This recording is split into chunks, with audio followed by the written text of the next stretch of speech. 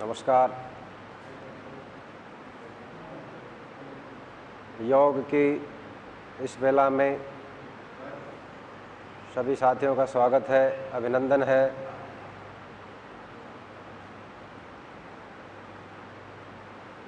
आज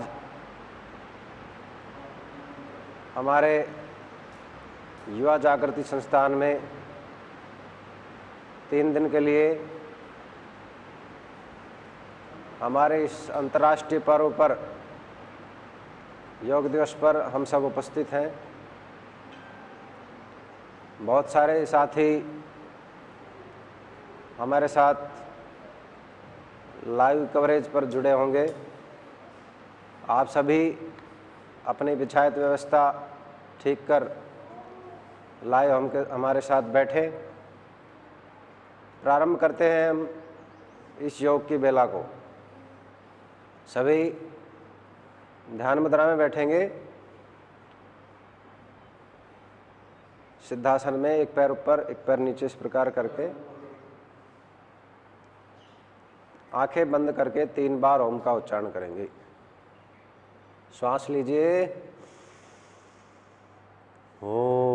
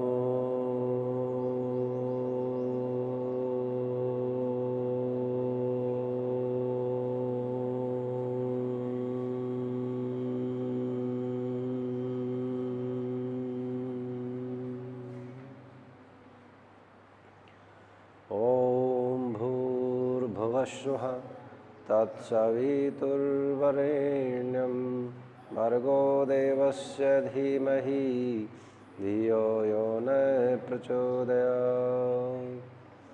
ॐ त्र्यम्बकं यजामहे सुगन्धिं पुष्टिवर्धनम् उर्वारुकमिव बन्धनान् मृत्योर्मुक्ष्येमामृतात्।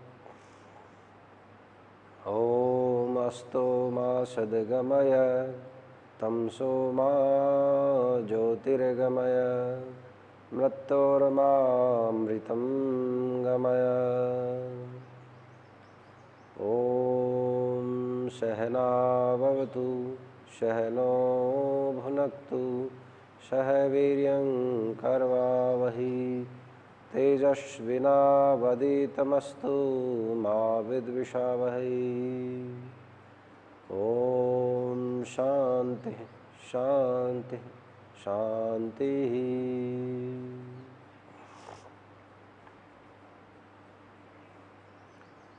परमपिता परमात्मा को कोटि कोटि नमन। माँ भारती को नमन करते हुए आप सभी साथियों का इस योग बेला में स्वागत है, अभिनंदन है। दोनों हाथ आपस में रगड़िए और चेहरे पे लगाते हुए धीरे से आंखें खोलेंगे।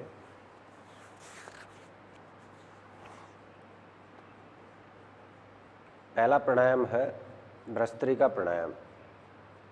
लंबा गहरा श्वास ताकत के साथ लेना, लंबा गहरा श्वास ताकत के साथ छोड़ना।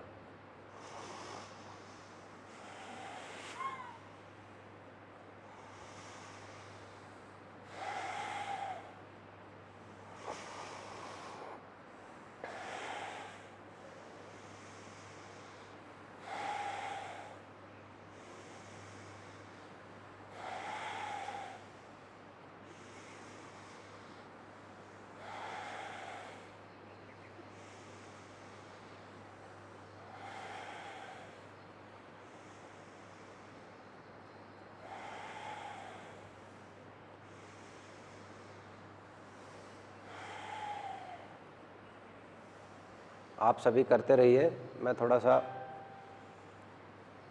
इसके बारे में बताता हूँ। भस्त्रिका प्राणायाम में पूरा लंबा गहरा श्वास ताकत के साथ लेना होता है, ताकत के साथ श्वास छोड़ना होता है, जिससे हमारे लंग्स, हमारे फेफड़े पूरी तरह खुलते हैं। जब हम सामान्य श्वास लेते हैं तो 30 से 40 ml ऑक्सीजन हमारे शरीर में जाती है,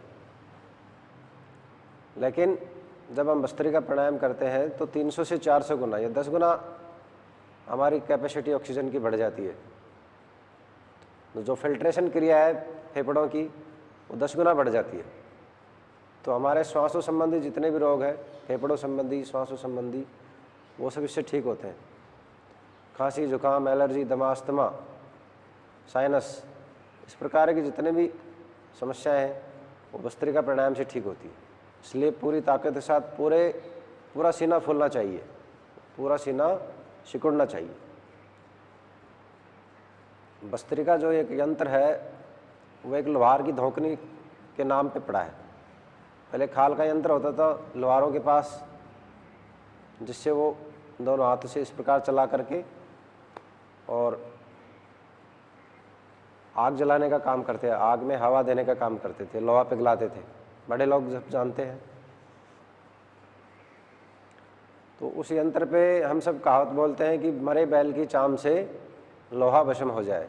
वो उसी जो बैल के चमड़े से बना जो यंत्र था भस्त्रिका, उसी यंत्र पे वो नाम, वो कहावत उस पर वो बनी हुई है। यानी कि बार बार उसकी हवा देने से लोहा भी जलकर भस्म हो जाता है। इसी प्रकार यदि हम उसी प्रकार अपने सीने को फुलाएंगे और सिकोड़ेंगे तो हमारे शरीर की जो तमाम बीमारियां हैं इस प्रकार की, वो सब नष्ट हो जाएंगी।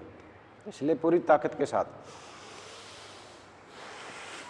पूरा सीना फूलना चाहिए।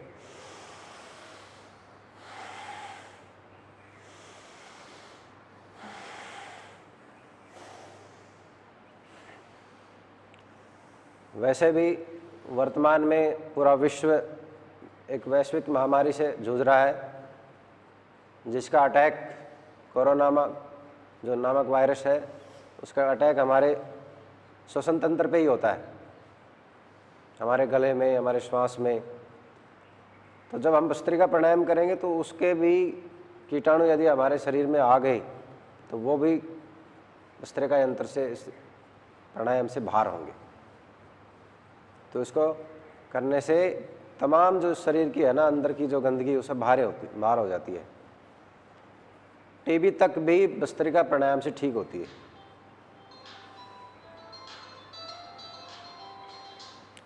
टीबी किस प्रकार ठीक होती है? टीबी हमारे लंग्स में लगभग वहाँ जमा होती है, और जब हम सामान्य श्वास लेते हैं तो वो वहाँ चिपकी रहती है। लेकिन जब हम लंबा गहरा श्वास ताकत के साथ लेंगे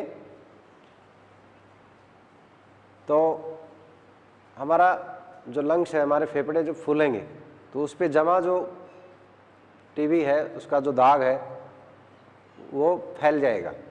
और वह जब फिर ताकत के साथ जब श्वास हम बाहर फेंकते हैं तो फिर उसके जो टुकड़े हो जाते हैं वहाँ से फैलने से, वो श्वास से बाहर आते हैं। तो एक सामान्य श्वास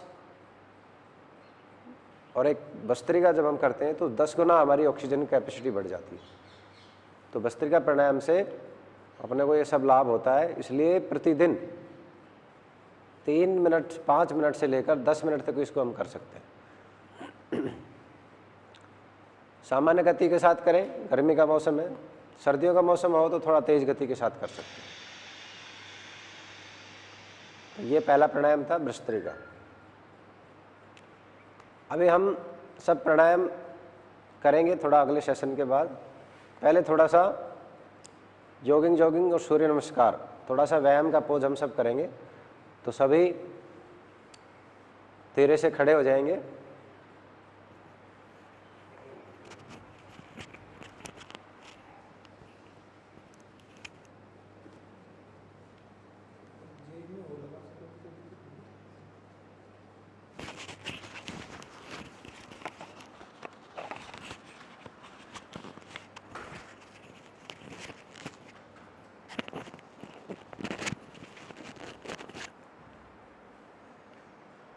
तो धीरे धीरे पहले अपने हाथों को पैरों को इस प्रकार ऐसे चलाना प्रारंभ करिए।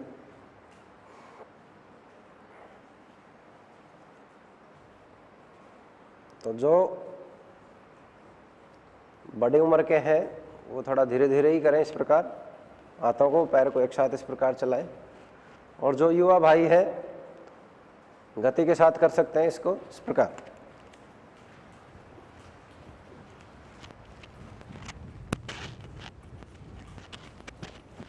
जैसा हमारा शरीर है उस हिसाब से हम अपनी गति को रख सकते हैं।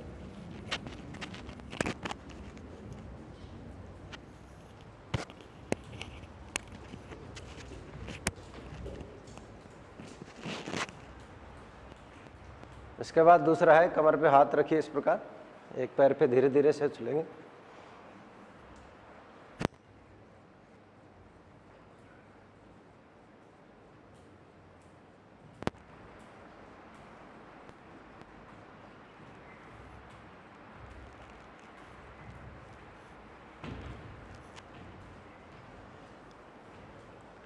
इस प्रकार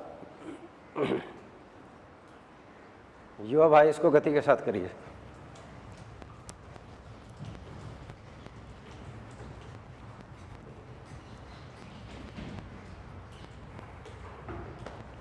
तीसरा है इस प्रकार हाथ और पैर एक साथ खोलेंगे, उसके बाद ऊपर वापस नीचे।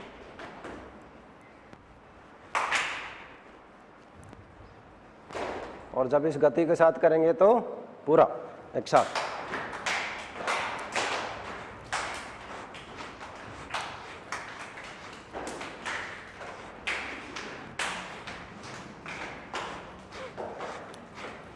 ऊपर जाते समय श्वास लेना है और हाथ नीचे आएंगे तो श्वास छोड़ना है।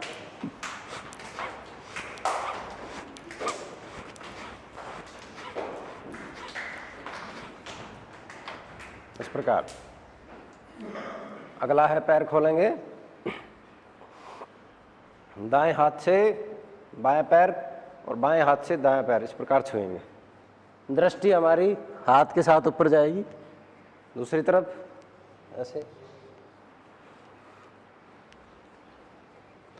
गति के साथ।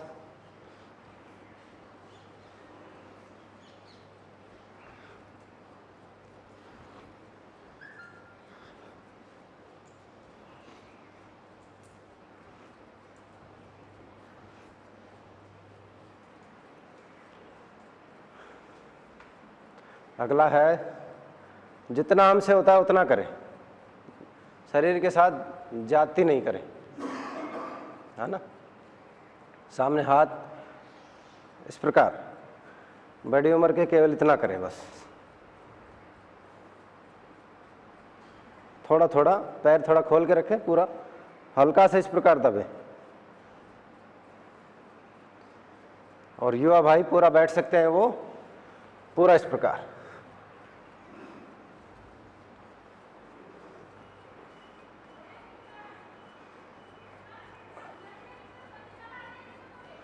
इस प्रकार कमर पे हाथ। अगला है एक तरफ घूम जाइए इस प्रकार और अगले पैर पे दबेंगे।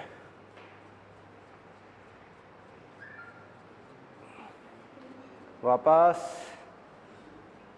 इसमें भी बड़ी उम्र के हैं वो केवल थोड़ा इतना ही दबे, और युवा भाई पूरा कर सकते हैं।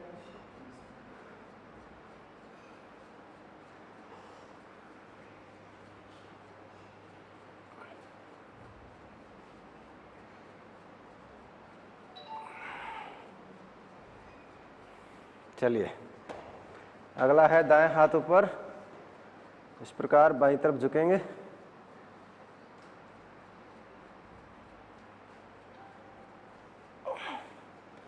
वापस दूसरी तरफ।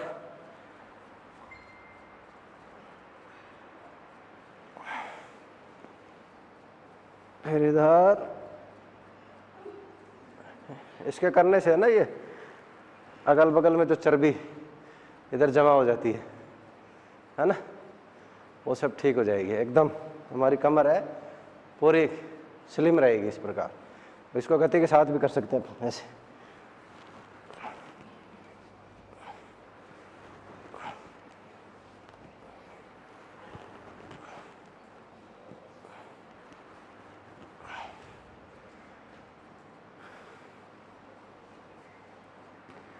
चलिए, इसके बाद कमर घुमाइए, है ना।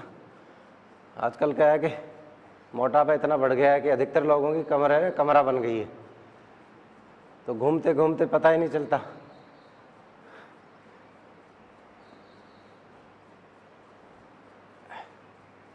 इस प्रकार 8-10 बार दाएं से बाईं ओर,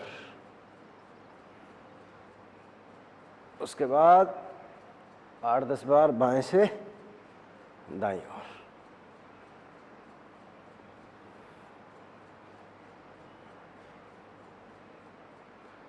तो ये कमर के लिए हो गया। अब घुटनों की मजबूती के लिए, घुटनों के लिए पैर मिलाइए, घुटनों पे हाथ इस पर रखिए और धीरे धीरे घुटने घुमाएंगे। इस प्रकार हमारा जो शरीर है ना, ये भी मशीनरी है। अब मशीन को अपन काम में नहीं लेंगे तो जंग लग जाएगी। वापस, और इसको ठीक ठीक काम में लेते रहेंगे तो ये ठीक से चलती रहेगी। तो इसको थोड़ा थोड़ा करें। फिर सामने हाथ आधा बैठेंगे इस प्रकार। ये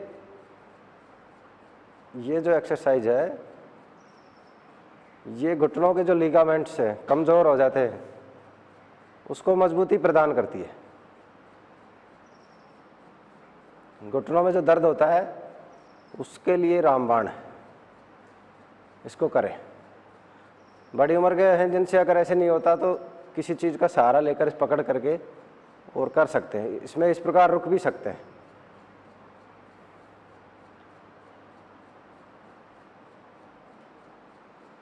ऐसे रुक सकते हैं इसमें। तो जितनी देर रुकने का अभ्यास होगा हमारे घुटने उतने ही मजबूत होंगे। हालांकि करने में थोड़ा दर्द होता है रुकने में, लेकिन अगर कर लिए आधा मिनट 1 मिनट, उसके बाद हम स्वतः महसूस करेंगे कि घुटनों में जान आई है। चलिए, अगला है ऊपर हाथ, श्वास लेते हुए और श्वास छोड़ते हुए बिना घुटना मोड़े जितना नीचे जा सकते हैं उतना नीचे झुकना है। ऐसे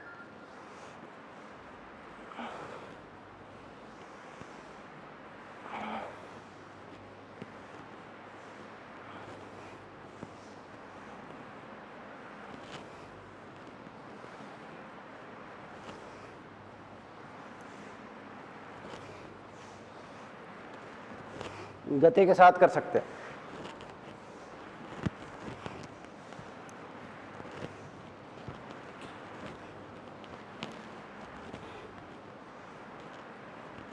ये और अंतिम है थोड़ा सा इस प्रकार हल्के से बेंड करिए हाथ पैरों को, हाथ एक तरफ और उछलकर पैर इधर हाथ इधर, ये इस प्रकार हाथों से विपरीत पैर, ऐसे दोनों पैर एक साथ इस प्रकार।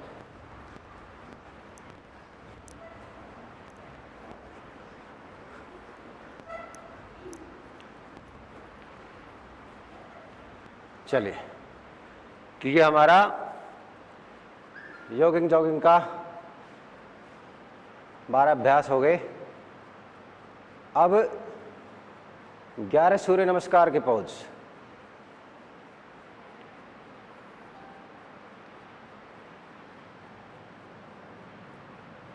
सूर्य नमस्कार स्थिति में आइए इस प्रकार, हाथ और पैर मिलाकर, ये प्रणाम स्थिति।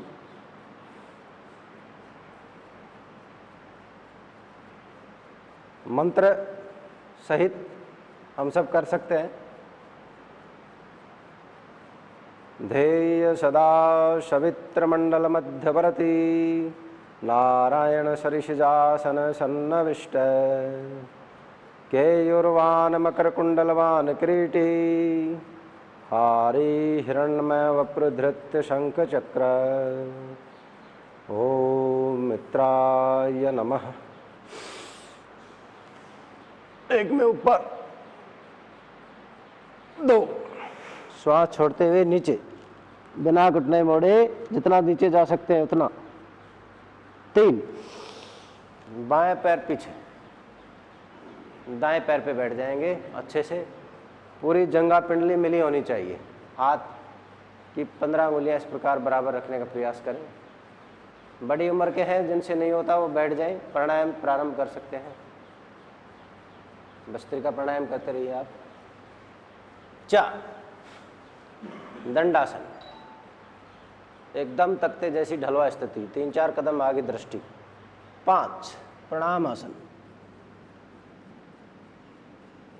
6, भुजंगासन, श्वास लेते हुए। 7, वापस पर्वतासन, अधोमुख श्वानासन। 8, बाएं पैर आगे। जो पैर पहले पीछे जाता है वही पैर को पहले आगे लेके आना होता है, दृष्टि ऊपर। 9, 10 और ये 11।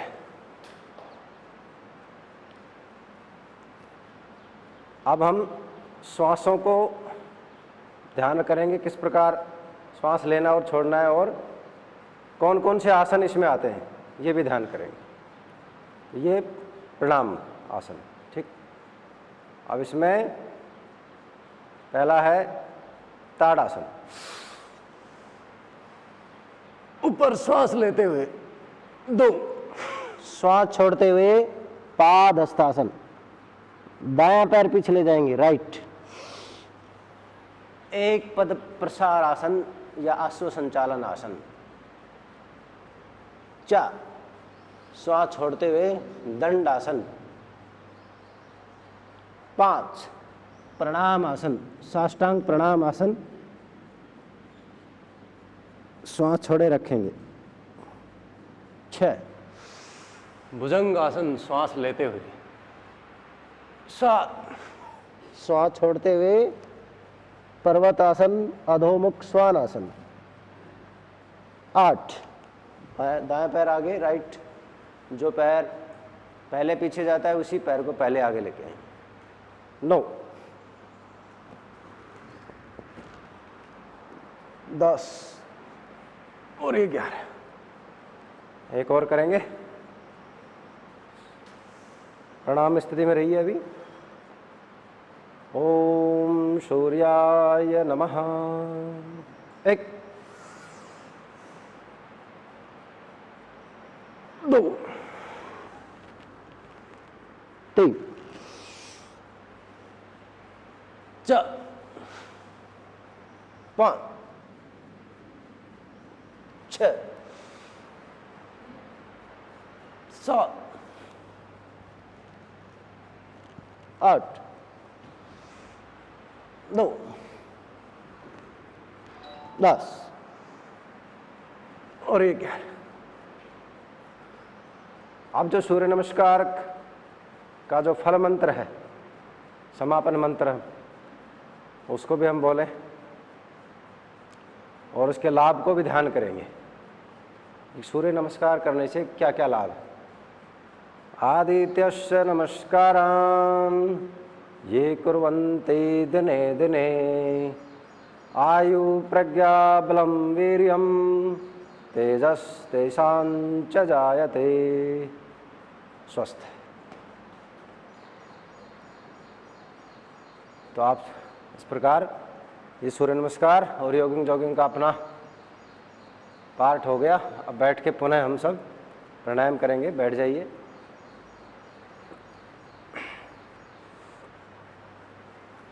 बैठने की स्थिति बताई। 4 प्रकार से हम बैठ सकते हैं। आलती पालती मार के बैठते हैं, इसको बोलते हैं सुखासन। लेकिन इसमें क्या, पैर थोड़ा जल्दी सो जाता है, ऊपर नीचे दबता है ना इसे, तो पैर सो जाता है एक, है ना। तो दूसरा है सिद्धासन।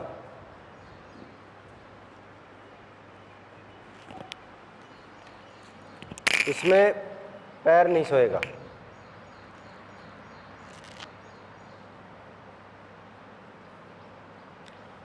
और तीसरा जो आसन है बैठने का वो पद्मासन, दोनों पैर इस प्रकार चढ़ाकर। तो जैसा अपने को सूटेबल रहे अपने शरीर को।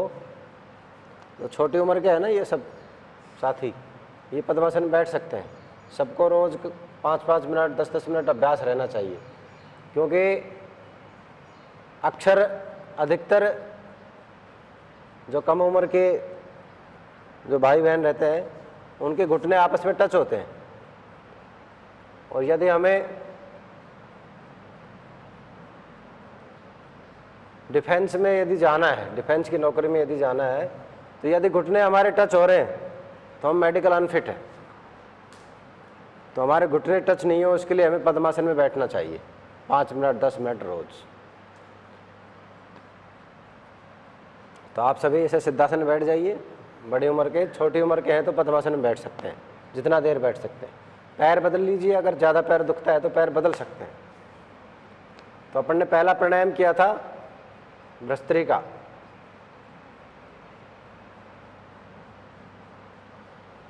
पुनः थोड़ा सा अभ्यास कर लीजिए एक बार। पूरा लंबा गहरा श्वास ताकत के साथ लेना, लंबा गहरा श्वास ताकत के साथ छोड़ना।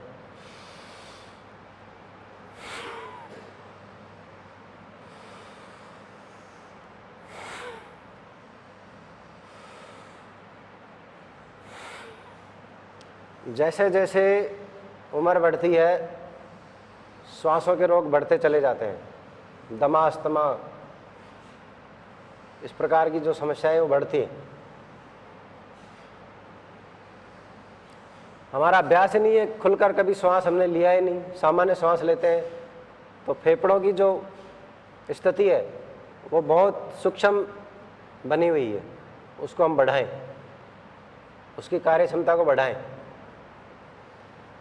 प्रारंभ में जैसे बड़ी उम्र के लोगों को अगर इस प्रकार कोई शिकायत है तो थोड़ा सा हम कराएंगे तो उनको थोड़ा सा जी में घबराहट होने की शिकायत होगी, तो धीरे धीरे कराएं उनको प्रारंभ में। जब 10 से 15 दिन अगर वो थोड़ा थोड़ा करेंगे 5-5 मिनट, फिर उनको थोड़ा ठीक लगने लगेगा। प्रारंभ में हम कराएंगे तो उनको थोड़ा सा ये लगेगा कि नहीं मेरा तो जी घबरा रहा है, लेकिन उनको बोलो कि थोड़ा धीरे करो, कम करो। फिर जैसे जैसे उनका अभ्यास बढ़ेगा तो उनकी बीमारी जो है उसमें उनको फायदा मिलेगा। फिर धीरे धीरे उनके फेफड़े खुलना प्रारंभ होंगे, फिर उनको अच्छा लगने लगेगा। इसलिए अपने परिवार में यदि कोई माता पिता, दादा दादी जिनके अगर थोड़ी बहुत शिकायत है, ये नहीं भी हो तो हम उनको कराएं। ये भस्त्रिका प्राणायाम तो कम से कम बड़ी उम्र को करना ही चाहिए। दीर्घ श्वसन लेना ही है, क्योंकि हमारा शरीर हमारा साथी है बुढ़ापे का। तन स्वस्थ है तो हम किसी के अधीन नहीं है,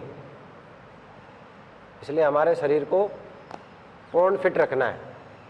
मरते दम तक शरीर फिट रहना चाहिए। दूसरा प्राणायाम है कपालभाति, झटके से श्वास छोड़ना। केवल पेट, ज़्यादा शरीर को नहीं हिलाएं। कमर सीधी रखें, कमर कोई नहीं झुकाएगा। नाक से फूंक मारनी है झटके से, जैसे मोमबत्ती दिया बुझाते हैं इस प्रकार, ऐसे नाक से बुझाना है।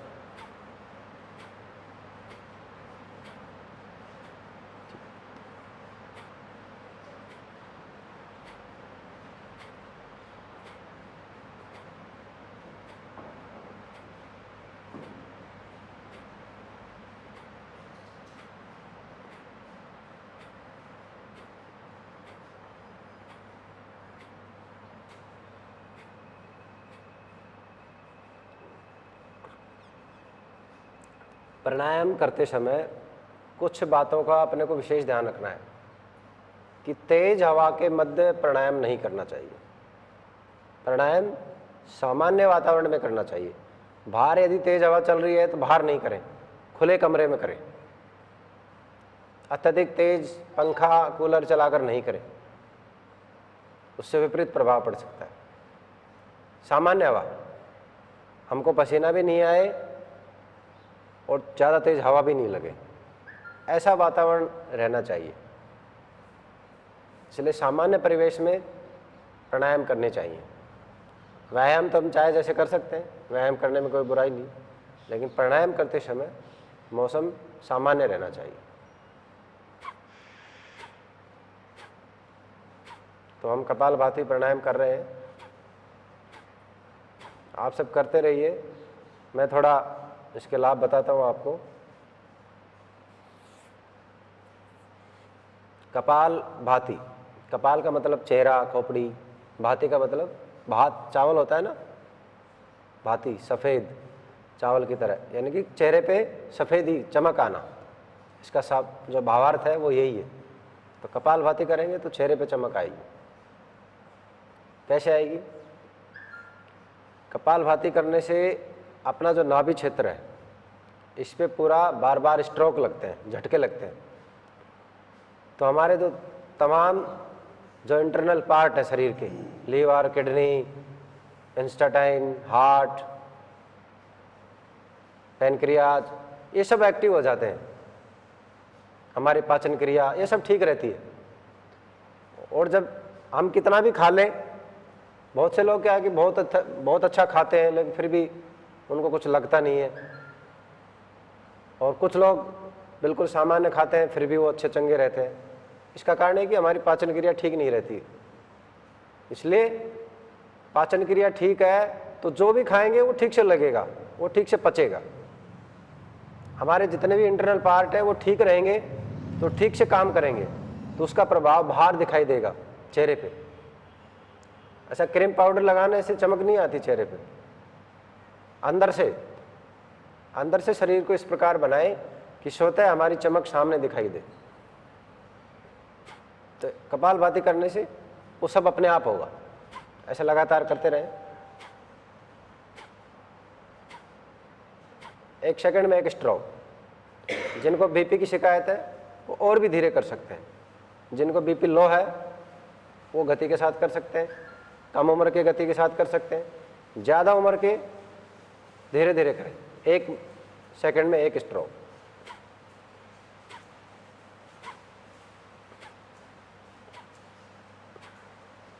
इस प्रकार श्वास को बाहर निकालना है। पेट अंदर जाएगा, श्वास उस समय बाहर आएगा, अंदर नहीं जाएगा। जैसे अपन नाक से खांसेंगे इस प्रकार ऐसे, वैसे इसको सामान्य श्वास की तरह बाहर निकालना है।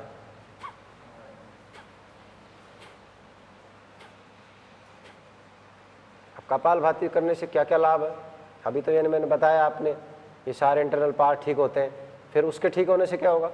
यहाँ पे जैसे लगातार हम स्ट्रोक लगाते रहेंगे तो अपना जो नाभि क्षेत्र है इस पे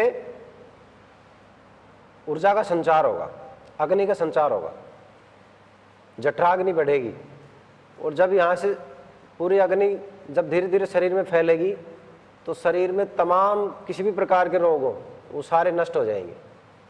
कोई भी शरीर में कोई भी किसी प्रकार की एलर्जी हो, स्किन डिजीज हो, शरीर में गांठें हो, हमारी पाचन क्रिया ठीक नहीं रहती हो, जिनका बीपी लो रहता है उनको पूरा फायदा होगा। कैंसर तक भी कपालभाति करने से ठीक होता है, क्योंकि लगातार स्ट्रोक लगता है तो ऊर्जा का संचार होता है। तो अपने आप इसके करने से पूरे जो सेल्स हैं, जो कैंसर के सेल्स, वो टूटते हैं, टूटकर पिघलते हैं और पिघलकर हमारे शरीर से बाहर होते हैं। तो ये जो प्राणायाम है ये अपने कोई सामान्य चीज़ नहीं है, बहुत विशेष चीज़ है। और जब से सृष्टि बनी थी तब से योग, प्राणायाम, इनका सबका प्रादुर्भाव है। पहले ऋषि मुनि हमारे सब कंदराओं में करते थे, गुफाओं में करते थे। अब पिछले 20 साल से स्वामी रामदेव जी ने इस चीज़ को पूरे आम समाज में प्रसारित किया है। ऐसा नहीं कि भाई उन्होंने इस चीज़ को बनाया है, ये चीज़ तो पहले की है, लेकिन विशेष जो श्रेय हम देते हैं पूरा प्रसारित करने का, इससे पहले के लोग करते नहीं थे। बहुत से संत महाराज करवाते थे लेकिन अपने एक सीमित दायरे में करवाते थे वो, लेकिन स्वामी रामदेव जी महाराज ने इसको पूरा प्रसारित कर दिया है। तो हम इस चीज़ का फ़ायदा उठाएं, लाभ उठाएं, आम जन इसका, हम सब, क्योंकि आज इतनी बीमारियां फैली हुई हैं कि हम अगर अपने शरीर को 1 घंटा नहीं देंगे तो हम स्वस्थ रह पाएं, ऐसा संभव नहीं है। भूल जाएं हम। तो प्रतिदिन 1 घंटा शरीर को ठीक रखने के लिए सुबह सुबह दें। प्रातः जल्दी उठें, अपनी दिनचर्या को अच्छे से सेट रखें। तो ये कपालभाति प्राणायाम है, करते रहें।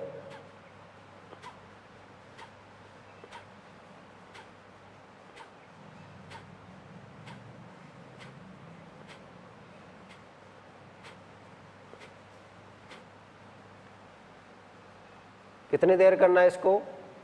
5 मिनट से लेकर 10 मिनट, 15 मिनट। जिनको कोई किसी प्रकार का रोग नहीं है, 5-7 मिनट, 10 मिनट कर सकते हैं। यदि किसी प्रकार के कोई रोग से ग्रसित हैं तो वो इसको समय को बढ़ाएं। कैंसर के रोगी को कम से कम 1 घंटा करना चाहिए।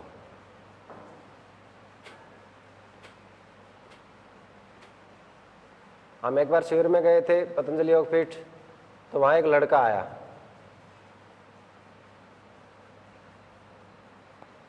युवा लड़का, बोला 2 बार मैंने कैंसर की गांठ निकलवा ली, 2 बार ऑपरेशन हो गया, तीसरी बार डॉक्टरों ने मना कर दिया कि भाई ठीक है अब तू नहीं बचेगा। थोड़ा उसको पता चला कि भाई ऐसा योग प्राणायाम उस समय उसके नज़र में आया, तो उसने थोड़ा पता किया, फिर कपालभाति करना उसने प्रारंभ किया। तो उसने सोचा कि भाई मरेंगे वैसे भी, तो इसको अपना के देख लेते हैं। तो वो दिन में 10 घंटे कपालभाति करता, 10 घंटे, यानी कि खाना खाने से 3-4 घंटे पहले कर लेता, फिर जब खाना खाता उसे 2-3 घंटे बाद पुनः प्रारंभ करता। पूरे दिन का उसका ऐसा शेड्यूल उसने बना लिया। अपनी दैनिक दिनचर्या के अलावा केवल वो जब समय मिलता पूरा कपालभाति करता।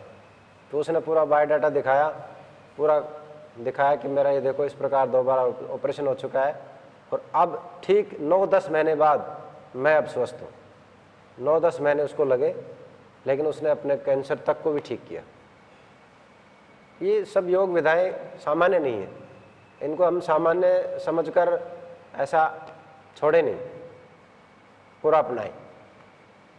तो ये हमारा दूसरा प्राणायाम था, कपालभाति। तीसरा है बाह्य प्राणायाम। बाह्य प्राणायाम में 2 क्रियाएं होंगी, एक तो त्रिबंध, महाबंध। कैसे करना? पूरा श्वास लेकर के पूरा भार छोड़ना और 3 प्रकार के बंद लगाने हैं शरीर में।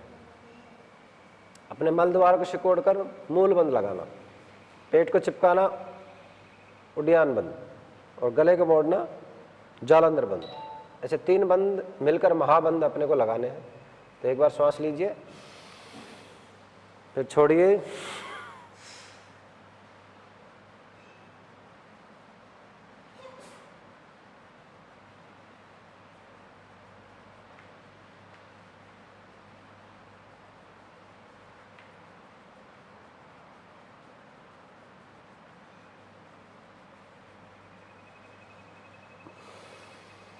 जितनी देर हम रुक सकें उतनी देर रुकना है। उसके बाद फिर अपने को गले को सीधा करके सामान्य सांस ले लेना है। इसको 3 बार करना कम से कम। पुनः करिए।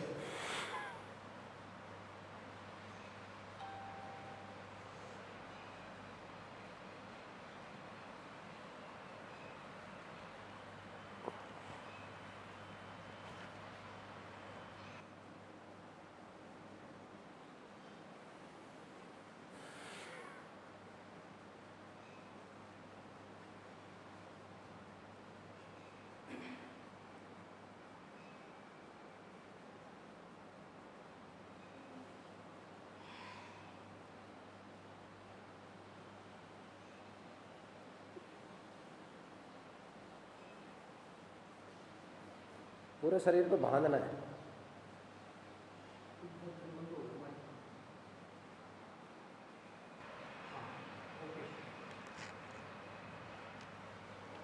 तो पूरे शरीर को बांध के रखना है, इससे अपने शरीर पे पकड़ मजबूत होती है। जिनके पाइल्स आदि की शिकायत है वो इससे ठीक होती है। माताओं बहनों को पेट संबंधी बीमारियां सब ठीक होती है, सफ़ेदी आदि की दिक्कत ठीक होती है। किशोरों को, युवाओं को सपन दोष जैसी बीमारी इससे ठीक होती है। तो बहुत बड़ी चीज़ है, सामान्य नहीं है, इसको करना चाहिए हर उम्र को। 10 साल से ऊपर के सभी लोगों को, भाई बहनों को, सबको करना चाहिए।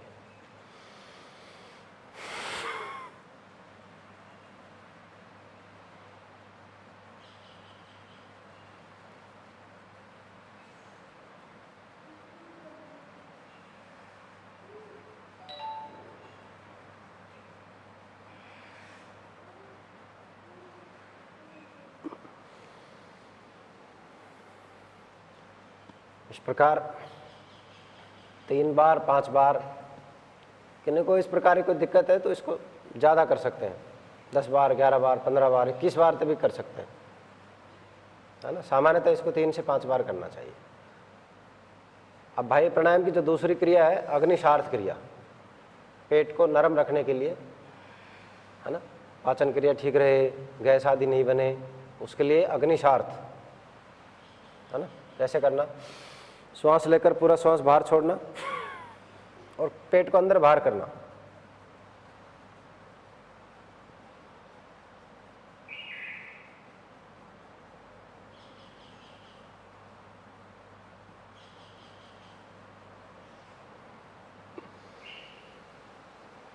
इस प्रकार पेट को थोड़ा चढ़ाना अंदर की तरफ और ढीला छोड़ना, तो उससे पेट क्या है कि बिल्कुल नरम रहेगा।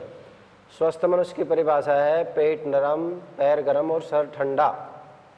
लेकिन मामला उल्टा रहता है, पैर तो ठंडे पड़े हैं, पेट में कट्स डालने का प्रयास कर रहे हैं युवा भाई, 6 पैक।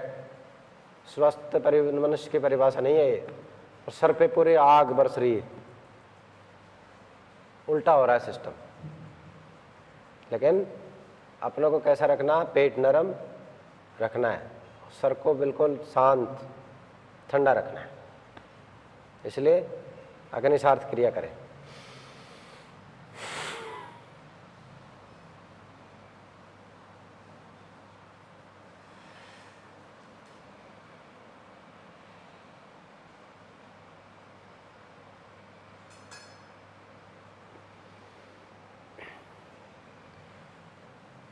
इसी में क्रिया और भी होती है, न्योली क्रिया। इसका अभ्यास अपन कर सकते हैं चाहे तो, आवश्यक नहीं है करना। अग्निशार्थ क्रिया यदि हम कर रहे हैं तो हमें इसमें पूरा लाभ हो जाएगा, लेकिन न्योली क्रिया यदि हम करना चाहें तो कर सकते हैं। कैसे करना? ऐसे उल्टे हाथ करके श्वास पूरा बाहर छोड़ना,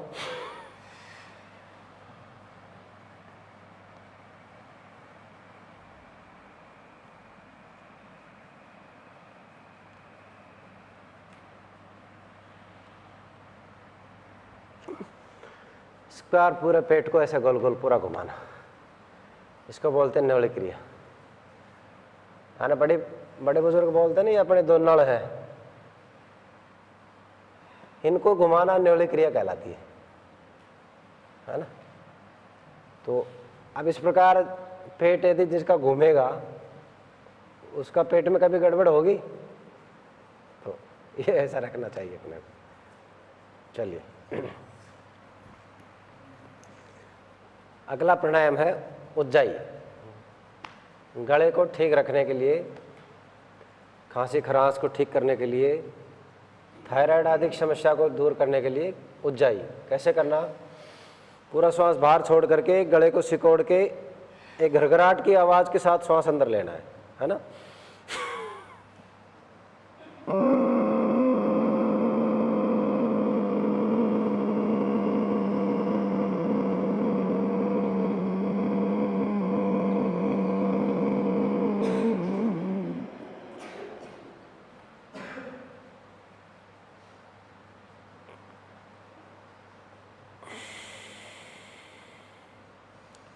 इस घरघराहट की आवाज़ के साथ श्वास को अंदर लेना, फिर अंदर ही रोक के रखना थोड़ी देर, फिर अपना दायां नाक बंद करके और बाएं नाक से श्वास छोड़ना।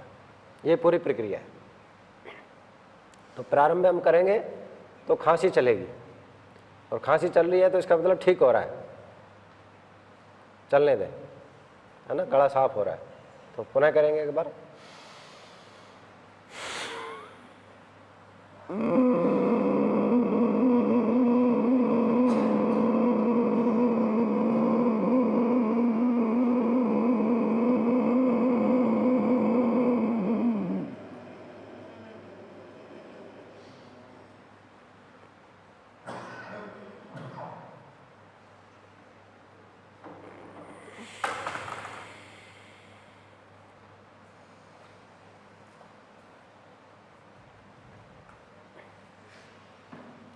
तो इसको भी 3 बार 5 बार करना है। एक बार और अभ्यास करिए, श्वास लीजिए।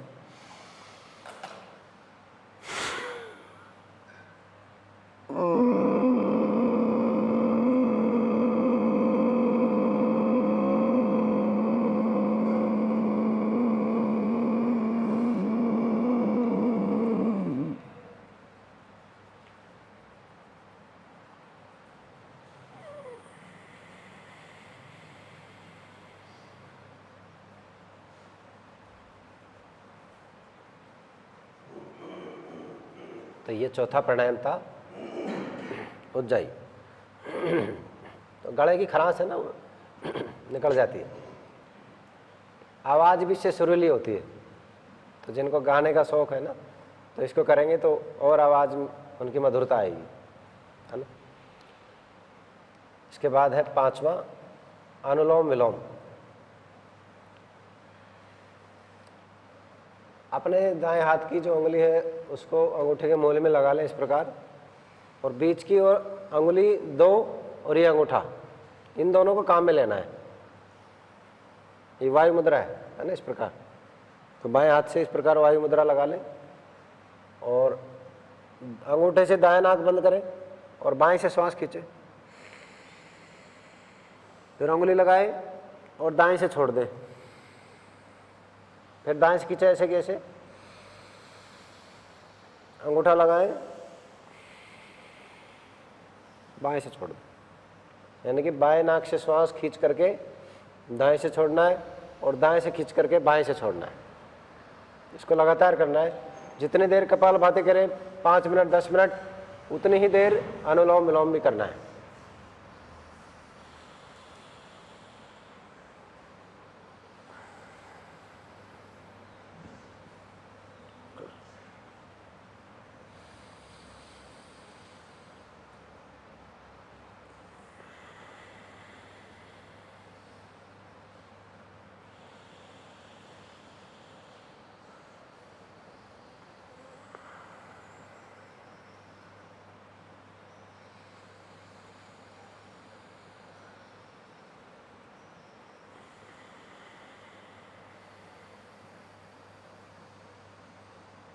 करते रहें इसको धीरे धीरे, और आंखें बंद करके पूरी तन्मयता के साथ करें। बाएं नाक को बोलते हैं चंद्र नाड़ी, और दाएं नाक को बोलते हैं सूर्य नाड़ी। तो बाएं नाक से ठंडी श्वास अंदर जाती है, दाएं से गर्म। तो चंद्र नाड़ी और सूर्य नाड़ी दोनों का शोधन होता है, उससे रक्त का भी शोधन होता है, नाड़ियों का शोधन होता है। तो जिनको बीपी हाई रहता है, हाइपरटेंशन है, तनाव में रहते हैं, उसको धीरे धीरे करें, आंखें बंद करके आनंद के साथ, तुरंत शांति मिलेगी। कई बार यदि में गुस्से में है, दिमाग में टेंशन हो रही है, तो अनुलोम विलोम कर ले एकांत में बैठकर 5 मिनट। अगर वे भी नहीं करते हैं तो आंखें बंद करके पूरा गहरा लंबा श्वास लें और छोड़ें। मैं पूरे दावे के साथ कह सकता हूँ, कितनी भी बड़ी टेंशन हो, कितना भी बड़ा दिमाग में तनाव आ रहा हो, 5 मिनट यदि अपन ने अनुलोम विलोम कर लिया, या सामान्य श्वास 5 मिनट धीरे धीरे लंबा ले लिया आंखें बंद करके, तुरंत 90% आराम मिलेगा। तो अनुलोम विलोम को 5-10 मिनट रोज करें।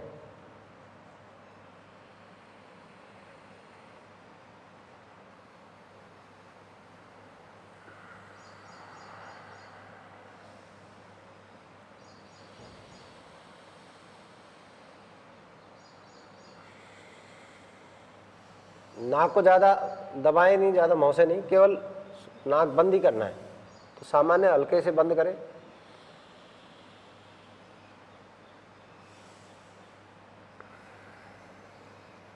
दूसरी तरफ छोड़ें, दूसरी तरफ से लें।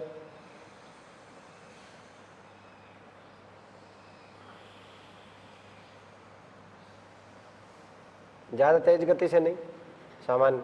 प्रारंभ में यदि अपन थोड़ा तेज गति से करेंगे तो हो सकता है सर में थोड़ा भारी भारी लगे, है ना। तो धीरे धीरे करें, कम करें,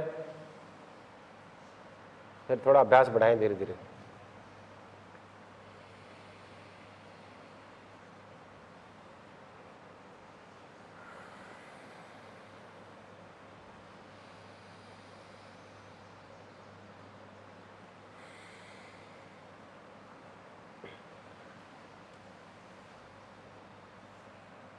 चलिए रुक जाइए। इस प्रकार अपने को अनुलोम विलोम 5-7 मिनट 10 मिनट रोज करना चाहिए। इसके बाद 3 जो प्राणायाम है वो लगातार होंगे। भ्रामरी, उद्गीत, प्रणव और ध्यान, ये तीनों क्रियाएं एक साथ होंगी। तो एक बार पहले देख लें, अभी करना नहीं है, पहले देखना, फिर साथ साथ करेंगे। पहले अंगुली माथे पर इस प्रकार, 3 उंगलियां इस प्रकार, कान को बंद करना है अंगूठों से, और फिर श्वास लेते हुए करके पूरा लंबा श्वास बाहर निकालना है। ठीक है, तो इसको 3 बार करें। वैसे तो 5 बार भी कर सकते हैं, तो 3 बार करेंगे अपन। जब 3 बार ये हो जाए तो फिर ध्यान मुद्रा में बैठना इस प्रकार, और 3 बार ही ओम करके 3 बार पूरा लंबा। ठीक है, और उसके बाद ध्यान, जब तक मैं ना कहूँ आंखें बंद रखनी है। तो पहले उंगली माथे पर, 3 उंगली आंखों के पास, कान का ढक्कन बंद, श्वास लीजिए।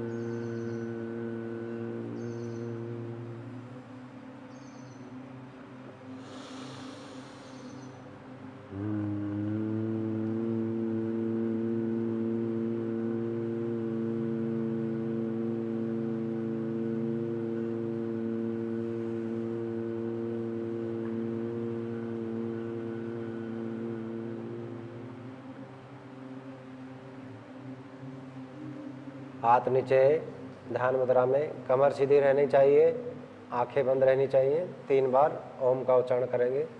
श्वास लीजिए।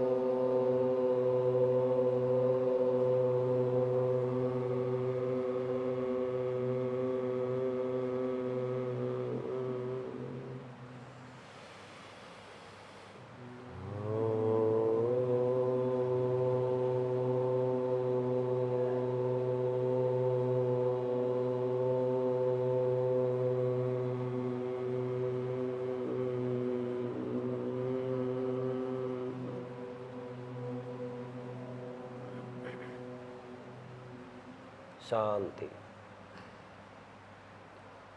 कमर सीधी, आंखें हल्के से बंद। लंबा गहरा श्वास लीजिए और लंबा गहरा श्वास छोड़िए। श्वास इतनी धीमी गति से लेना है खुद को भी श्वासों की आवाज़ सुनाई ना दे। बिल्कुल धीमा लंबा लयबद्ध श्वसन।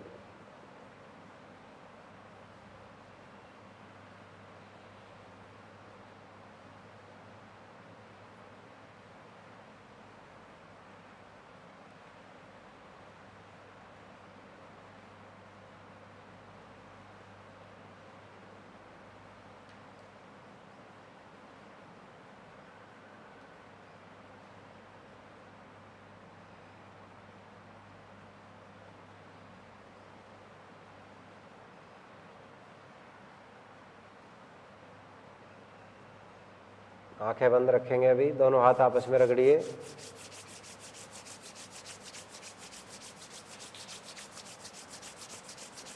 दोनों हाथों में घर्षण हो जाए, गर्म हो जाए तो चेहरे पे मसाज करते हुए